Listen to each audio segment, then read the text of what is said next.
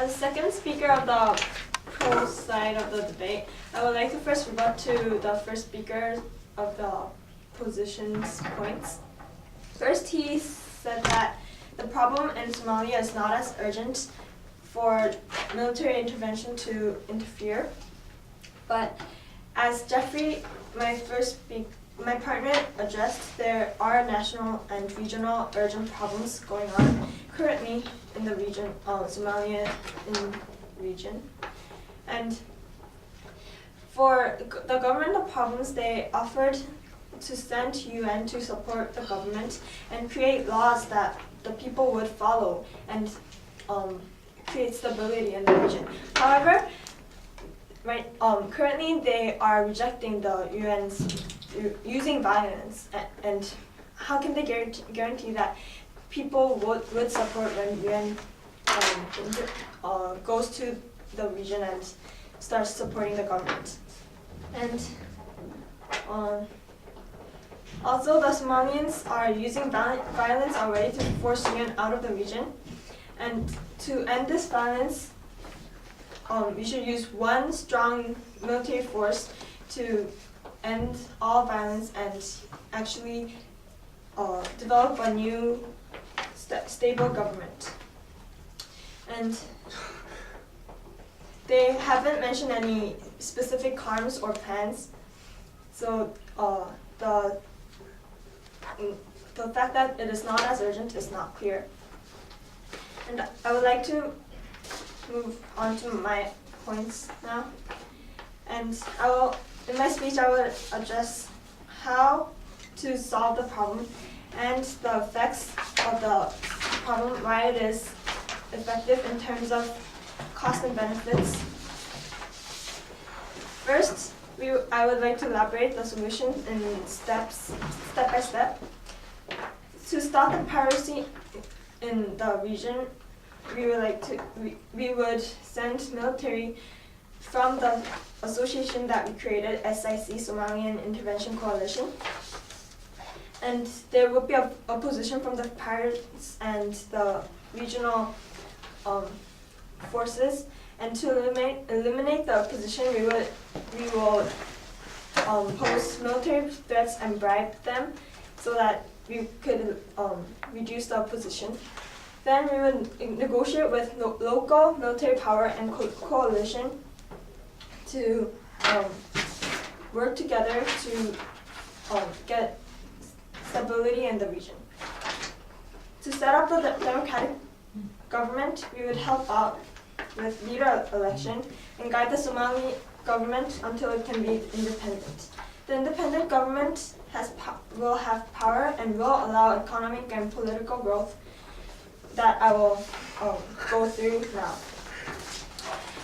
In terms of long term, there will be more benefits than costs, and this is for these reasons, this plan will be effective.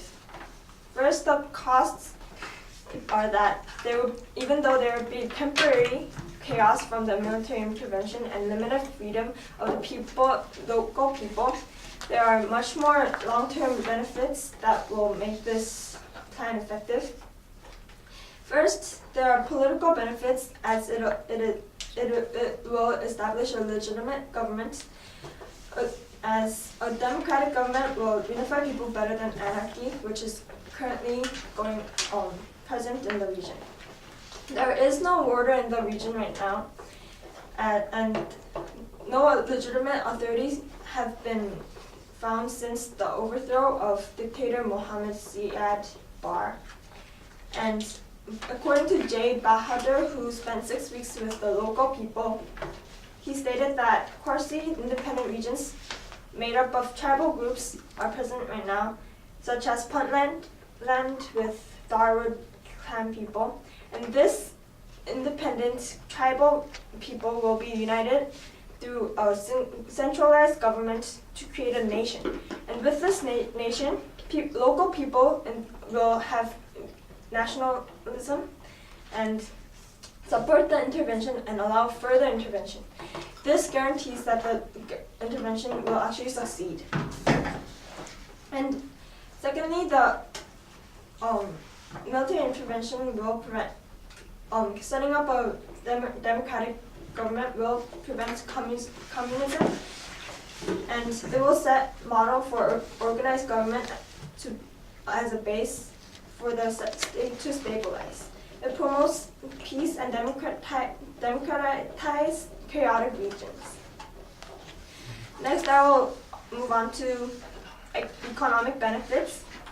The centralized government will support trade, and without a centralized government, currently the piracy disturbs proper trading of the economy, and the flow of economy will benefit citizens with wealth once the centralized government is established. And aids to use resources in the region